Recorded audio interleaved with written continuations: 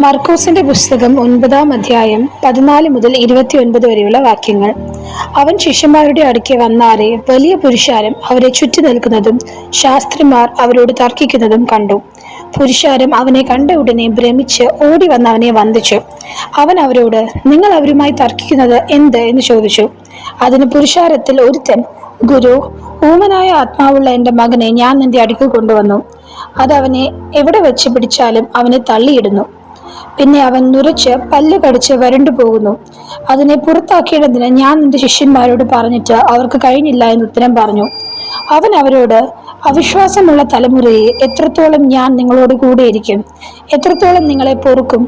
അവനെ എൻ്റെ അടുക്കൽ കൊണ്ടുവരുവിൻ എന്ന് ഉത്തരം പറഞ്ഞു. അവർ അവനെ അവന്റെ അടുക്കൽ കൊണ്ടുവന്നു. അവനെ കണ്ട ഉടനെ ആത്മാവ് അവനെ ഇഴച്ചു. അവൻ നിലത്ത് വീണ് നുരച്ചുരുണ്ടു. ഇത് അവന് സംഭവിച്ചിട്ട് എത്ര കാലമായി എന്ന് അവന്റെ അപ്പനോട് ചോദിച്ചതിന് അവൻ, ചെറുപ്പം മുതൽ തന്നെ. അത് അവനെ നശിപ്പിക്കേണ്ടതിന് പലപ്പോഴും തീയിലും വെള്ളത്തിലും തള്ളിയിട്ടിട്ടുണ്ട്. നിന്നാൽ വലുതും കഴിയും, എങ്കിലും മനസ്സലിഞ്ഞ് ഞങ്ങളെ സഹായിക്കണമേ എന്ന് പറഞ്ഞു. യേശു അവനോട്, നിന്നാൽ കഴിയും എങ്കിൽ എന്നോ വിശ്വസിക്കുന്നവന് സകലവും കഴിയുമെന്ന് പറഞ്ഞു. ബാലന്റെ അപ്പൻ ഉടനെ നിലവിളിച്ചു, കർത്താവേ, ഞാൻ വിശ്വസിക്കുന്നു, എൻ്റെ അവിശ്വാസത്തിന് സഹായിക്കണമേ എന്ന് പറഞ്ഞു.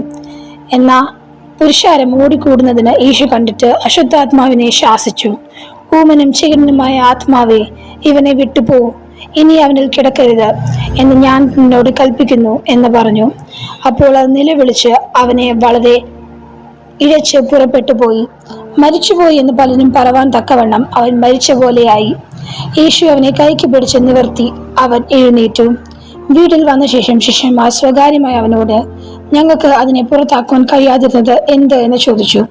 പ്രാർത്ഥനയാലല്ലാതെ ഈ ജാതി ഒന്നിനാലും പുറപ്പെട്ടു പോകുകയില്ല എന്നവൻ പറഞ്ഞു.